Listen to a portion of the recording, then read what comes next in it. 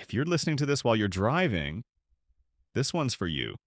For the version of you that swore you'd never go back, never look back, never think about that town again. Tonight's story is about a road that didn't believe her. It's called Road That Remembered Her Name. Take a breath. Let the world outside blur for a moment. Let's go for a drive together. Road That Remembered Her Name, Mara. Jensen hadn't planned to leave Phoenix that morning. She woke up before sunrise. The desert still cool. Her apartment cluttered with half-packed boxes she kept pretending she'd finish. The landlord said she had a week. Her friends said she needed time. Mara wasn't sure what she needed, only that the silence in her home had started to echo in a way that made her chest tight. Her husband's guitar still hung on the wall. Dust on the strings. No hands left to play it. Mara grabbed her keys. She told herself she was just going for a drive. No destination, just away. The road north stretched like a promise. Faded billboards, abandoned diners, desert blooming in stubborn pockets. Mara drove with the windows down, her hair whipping wildly, the radio silent. She couldn't stand songs right now. Music felt like memory with teeth. Hours passed.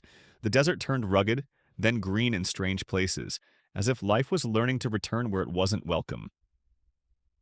A road sign appeared out of nowhere. Cedar Pass, 18 miles. Pop. 6:12. Mara didn't recognize the name, yet something tugged at her stomach, like a whisper. She turned the wheel. Cedar Pass felt like a town paused mid-sentence. Weathered wood storefronts. A mechanic shop with a sign that groaned in the wind.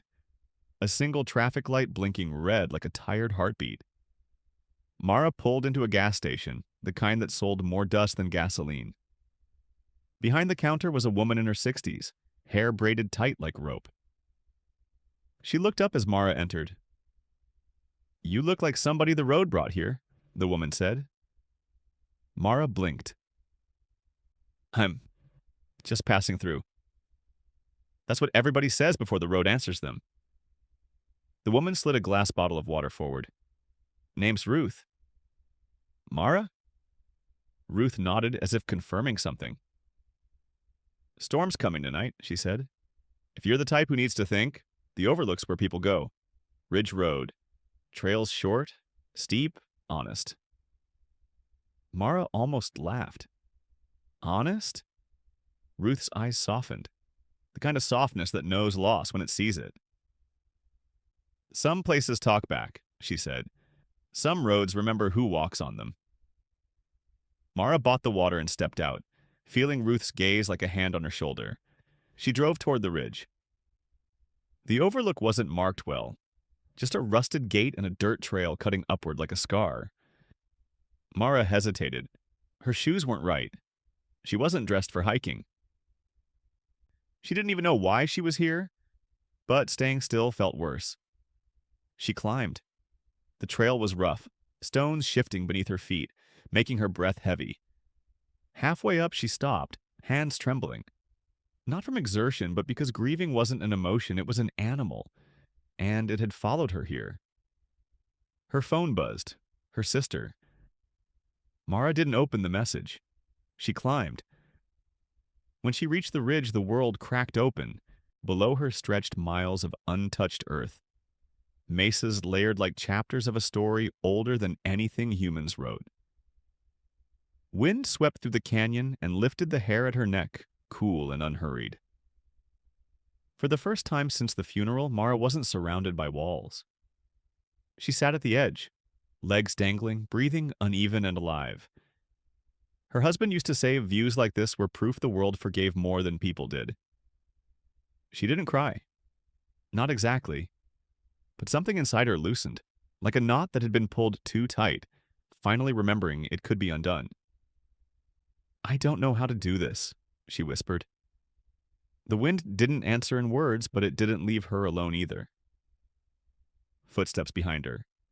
Mara turned sharply. A man, late 50s, ranger badge on his chest, the kind of posture that looked tired but upright. "Didn't expect anyone here at sundown," he said. Storm's closing in fast. I needed space, Mara said. Her voice sounded younger than she expected. He nodded once, as though he'd been expecting that sentence from her or someone else. My wife used to come up here when she was hurting, he said. I didn't understand it then. Thought quiet was dangerous. Mara stared at the canyon. It can be. Only if you fight it, he answered. Silence isn't empty. It's a room grief walks around in until it gets tired. Mara swallowed, her throat tight. How long until it stops hurting? She asked. He didn't pretend it was simple. It doesn't, he said. But eventually it's not the only thing in the room. Lightning flickered on the horizon. That road that brought you here? He added. It remembers people like you. Like me. The ones trying to leave something behind, without knowing what to take with them. He tipped his hat and headed down the path before she could speak again. Mara stayed until the first raindrop hit her wrist like a small, surprised kiss. She stood. Her chest didn't feel lighter, but it felt wider, like there was finally somewhere for the ache to go. As she walked down, she didn't slip once. At her car, she opened her phone. Her sister's message waited. Are you okay?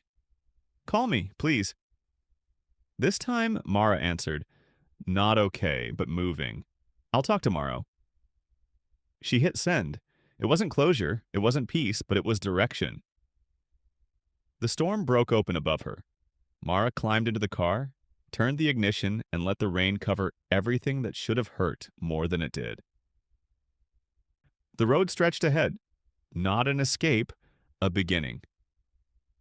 Somewhere behind her, the ridge stood quiet, and if roads really remembered people, this one would remember her name. The wind shifted as night settled over the highway, carrying the dust of 1,000 forgotten footsteps. She stood there for a moment, engine idling, headlights cutting two pale lines into the dark. The old road didn't call her back or beg her to stay. It simply existed, patient and unhurried, like it had been waiting for someone brave enough to stop and listen. She took a breath so deep it almost startled her. For the first time in a long while, the air didn't feel like something she had to fight. Maybe the road wasn't haunted by her past. Maybe it was holding space for her future. She got into the car, closed the door gently, and let her hands settle on the wheel. There was no dramatic soundtrack, no cosmic revelation. Just the quiet certainty that she didn't have to outrun her story anymore. The tires rolled forward, not away, not back, forward.